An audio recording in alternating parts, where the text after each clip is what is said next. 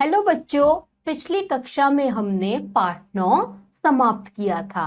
आज हमारा पाठ है पाठ 10, हमारे आसपास का वातावरण। तो आइए बच्चों, इस पाठ को बहुत ही अच्छे से पढ़ते और समझते हैं। आइए बच्चों, पाठ 10 हमारे आसपास का वातावरण। आइए बच्चों, इस पाठ का परिचय पढ़ते हैं। इस पाठ में बताया गया है कि वृक्षों को हमें मित्रवत देखना चाहिए और पर्यावरण को स्वच्छ बनाने के लिए अधिक से अधिक वृक्ष लगाने की ओर ध्यान देना चाहिए। तो बच्चों, क्या है, हमें जो पेड़ पौधे होते हैं उनको भी मित्रता के साथ देखना चाहिए और स्वच्छ पर्यावरण को स्वच्छ बनाना चाहिए और बहुत सारे पेड़ पौधे लगाने चाहिए जिससे हमारा देश हरा भरा रहे। आइए बच्चों, इस कहानी को पढ़ते हैं। आज सान्या का जन्मदिन है। कितना अच्छा तोहफा है। सब बच्चे अचानक शोर मचाना छोड़कर तोहफे के आसपास जुट गए। ये कैसा अनोखा उपहार है? राधा ने पूछा। यह गगन का उपहार है। गगन वहां खड़ा है। किसी ने इशारा किया। गगन 6 महीने पहले ही इस स्कूल में आया है। वह अपने हर साथी के जन्मदिन पर एक पौधा उपहार में देता है। सुमित, सान्या, मोहन, अजय, मैरी सबके जन्मदिन पर उसने एक एक पौधा दिया। सबके पौधों में अब फल आ रहे हैं। मिट्टी की उपजाऊ शक्ति को गगन जानता है। उसे फल पौधों से प्यार है। वह उसके घर में अनेक पौधे हैं। वह रोज उसमें पानी देता है। तो बच्चों, हमें हमेशा अपने पर्यावरण को हरा भरा बनाए रखना चाहिए। हरा भरा बना रखने के लिए हमें पेड़ पौधे वृक्ष लगाने चाहिए जिससे हमारे आसपास हरियाली रहे और हमारा वातावरण स्वच्छ रहे और हम भी उससे स्वच्छ और सुरक्षित महसूस करें। आइए बच्चों, देखते हैं आगे की कहानी। गगन के पिता को सफाई बहुत पसंद है। उनके प्रयत्न से उनका मोहल्ला अब साफ सुथरा रहने लगा है। गगन भी सफाई के लाभ अपने दोस्तों को बताता चाहता है। आज उसने अपने घर पर बच्चों की एक सभा बुलाई है। लगभग 25 बच्चे आज उसके घर जमा हुए हैं।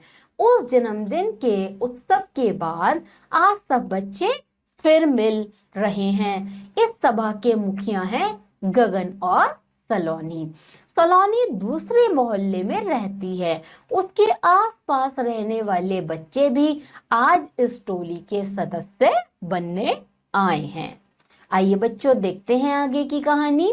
गगन ने कहा, हम प्रतिदिन अपने परिवार में देखते हैं कि मम्मी या बड़ी दीदी सुबह सुबह उठकर घर के अंदर और बाहर झाड़ू लगाकर साफ सफाई करती हैं।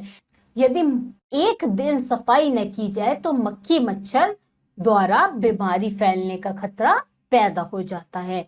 हमें भी साफ सफाई में, घर के आसपास के वातावरण को साफ रखने में अपने घर वालों का साथ देना चाहिए। हम सब जहां तहां कागज फेंकते हैं, फल खाकर छिलके रास्ते में फेंकते हैं, चिप्स आइसक्रीम खाकर लापरवाही से कूड़ा फैलाते हैं, पेड़ पौधों को नुकसान पहुंचाते हैं, फूल पत्ते यूं ही नोच लेते हैं। क्या हमारा यह व्यवहार सही है? सलोनी ने बात को आगे बढ़ाते हुए कहा, प्लास्टिक की थैलियों का प्रयोग तो हम बात बात में करते हैं। ब्रेड भी प्लास्टिक की थैली में लाते हैं। थैलियां, प्लास्टिक की चीजें हमारी मिट्टी को खराब करती हैं। वह दिन दूर नहीं जब हम सुंदर पेड़ पौधे देखने के लिए तरसेंगे। हम सब इनका प्रयोग आज से बंद करेंगे। आज बच्चे बहुत जोश में भर गए। सान्या ने कहा, आज से हम माँ से घर का सामान या तो कपड़े के थैले में लाने के लिए कहेंगे या जूट के, प्लास्टिक के थैले बंद करेंगे। हाँ हाँ बिल्कुल बंद करेंगे। मोहन और अजय ने अपने अपने स्कूल में कूड़ा न फैलने देने की जिम्मेदारी ली। सुमित और मैरी ने कहा कि वे अपनी पाठशाला में, घर में, मोहल्ले में जगह जगह कूड़ेदान रखवाएंगे और अपने आसपास के बच्चों को इस बारे में बताएंगे। हम भी सभी बच्चे एक साथ बोल उठे। तो बच्चों, हमें हमेशा क्या करना चाहिए? अपने आसपास या हमें अपने मोहल्ले में सभी जगह हमें पेड़ पौधे लगाने चाहिए, उनका ध्यान रखना चाहिए, जिससे हरियाली होगी तो हमारा वातावरण स्वच्छ होगा। तो बच्चों, देखते हैं इस कहानी का उद्देश्य क्या है। इस कहानी का उद्देश्य है पर्यावरण के प्रति जागरूकता उत्पन्न करना। तो बच्चों, हम सबको पर्यावरण को साफ और स्वच्छ रखना चाहिए। इसके लिए हमें पेड़ पौधे लगाने चाहिए। पेड़ पौधे लगाएंगे, हरियाली होगी तो बीमारियां दूर भगेंगी और हमारा पर्यावरण भी स्वच्छ और साफ रहेगा। आइए बच्चों, इस कहानी के आधार पर आते हैं हमारे कुछ शब्दार्थ। प्रयत्न, प्रयास, सभा, बैठक। आप इन शब्दार्थ को बहुत ही अच्छे से याद करेंगे। आगे देखते हैं बच्चों, आता है हमारा वर्तनी। वर्तनी क्या है? हमारी मिट्टी। हम टै में नीचे टै लगा के मिट्टी लिख सकते हैं। पसंद बिंदी वाला दिया है, जिसको हम आधा न लगा के लिख सकते हैं। पत्ते, पत्ते में तय के साथ ही हम आधा तय लगा सकते हैं। और बंद में भी हम बिंदी की जगह आधा न लगा सकते हैं। अब आता है बच्चों क्या? हमारा आगम शब्द। तो आगम शब्द क्या है? तोहफा, जो फारसी का है। कागज, जो फारसी का है। प्लास्टिक अंग्रेजी का है। जिम्मेदारी फारसी का है। अब बच्चों, यहाँ पे हमारी कहानी तो समाप्त होती है, लेकिन कहानी के आधार पर आते हैं हमारे क्या? अभ्यास कार्य। तो अभ्यास कार्य में बच्चों आता है हमारा बहुविकल्पीय प्रश्न। तो बच्चों, बहुविकल्पीय प्रश्न में आप सब जानते हैं कि एक प्रश्न होगा और उसके 4 उत्तर होंगे। जो एक उत्तर सही है वो हमें बताना है। तो बच्चों, देखते हैं पहला प्रश्न। उपहार कैसा है? अनोखा, सुंदर, गंदा या अच्छा? तो इसका उत्तर क्या हुआ बच्चों? अनोखा। दूसरा प्रश्न देखते हैं। गगन उपहार में क्या देता है? मिठाई, पौधा, कपड़े या रुपए? तो बच्चों, आप सबने कहानी बहुत अच्छे से पढ़ी। क्या देता है वो? हमेशा पौधा। तीसरा प्रश्न देखते हैं बच्चों। सबके पौधों में क्या आ रहे हैं? फल, फूल, कांटे या इसमें से कोई नहीं? तो क्या आ रहे हैं बच्चों? फल।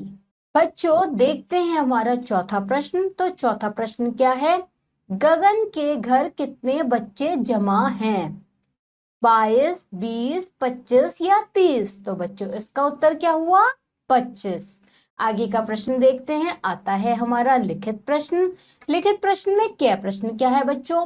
निम्नलिखित वाक्यों में रिक्त स्थानों की पूर्ति कोष्टक में दिए उचित शब्दों से कीजिए। तो बच्चों, पहला है हमारा, यह गगन का खालिस्तान है। उपहार या द्वार? तो बच्चों, इसका उत्तर क्या हुआ? उपहार। दूसरा देखते हैं बच्चों। सबके पौधों में अब खालिस्तान आ रहे हैं। कांटे या फूल? तो बच्चों, क्या आ रहे हैं? फूल। तीसरा प्रश्न देखते हैं बच्चों। उसे फल खालिस्तान से प्यार है।